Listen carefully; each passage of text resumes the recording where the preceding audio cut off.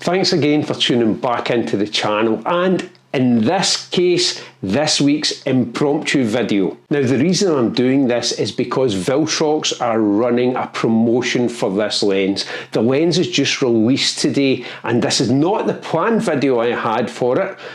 I'll talk about that at the end of the video, but I didn't want you to miss out on the promotion if you are a Viltrox user or if you are considering a really sweet portrait lens. I'll put all the details to the promotion down below, the codes, all the discounts, they'll all be down below in the description. So if you want to grab yourself a bargain after watching the video, all the details are there.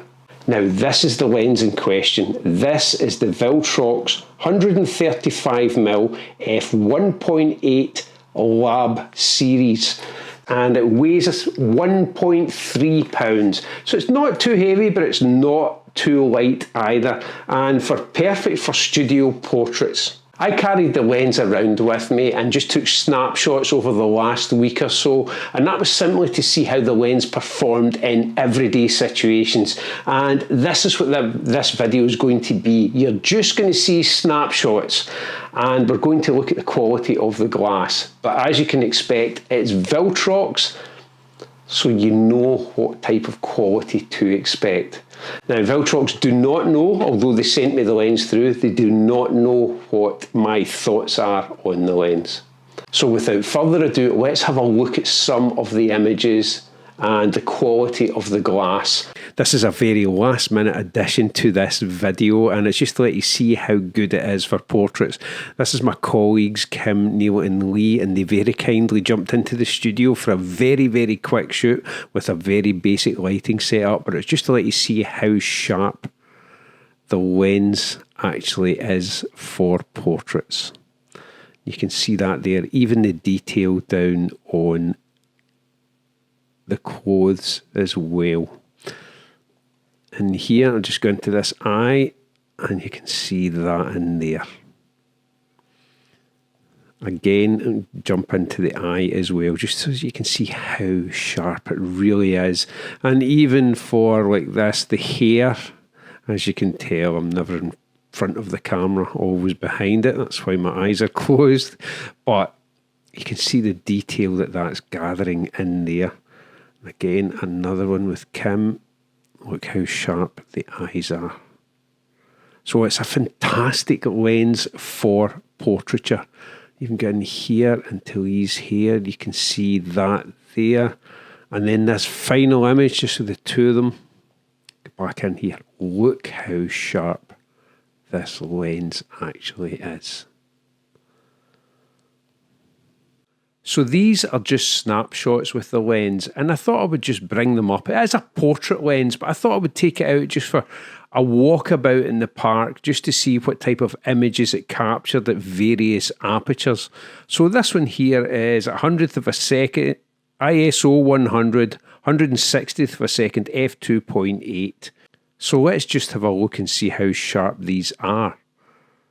And you can see that that is really good. Now there was movement in the actual bird, and for a 100th of a second, there's a second bird just in there cleaning itself as well. These cormorants dry off in the same place every single day.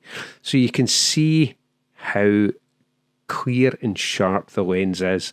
Now I totally understand that a sharp lens does not make a good image, and none of these are good images. They are just snapshots while out and about, and you can see there as well. These are just snapshots while out and about, just to see how the lens performed and how it would handle just for an everyday carry. I'll just dive into this one as well and look at that. That's f3.2. And you can see how sharp this is as well. So the sharpness of the lens is not in question. The photographer using it at the moment is, however. But as I say, these were just for carrying around. I just took photographs of random objects just to see how the lens performed. f2.8. Now I have a couple in here at F1.8, and I did find, although it was really sharp at that I preferred when I dropped it down slightly. So even that image there, that's F9, there you go. So you can see how sharp it is at F9 as well, and even on the background and over in the detail. So as you would expect, it is a very, very sharp lens. This is f1.8, and now it's ISO 320, 1,000th of a second, and that's how it has performed there. And as I say, this is just a walk around, this is just a walkabout, and just pointing the camera, just taking photos of random objects or buildings or people, and just to see how it reacts to that and how useful it would be. And so far it has not let me down once. Here's another image, f5.6, and you can see the clarity there as well. But as I say, a sharp image does not make for a good image. So let's get down to f1.8 again, not a great image, but just testing the lens and its various apertures. So if we drop in here, you can see that the drop off in this with the bokeh and the specular highlights is relatively circular, and that is really nice. And then we'll go up into the bench and you can see the detail in the bench, and again the drop off just from the corner of the bench. Images like this as well, this happened to be one of my favourites just when walking around, just the way the light was working with us. Yes, the seagulls are slightly blown out, but according to the histogram they are not, but it's not perfect, but I just love the tonality in that image. Just drop into this one as well just to have a look at that.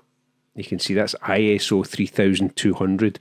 Now that was a mistake of mine. I actually knocked the ISO when I was out and about with this. So this one here will be the last one we look at and to deal with sharpness. This was a 4 or 5 panel stitch, and it was a horizontal stitch for this. So let's just have a look at this. So you can see here that again it's holding the sharpness throughout this image.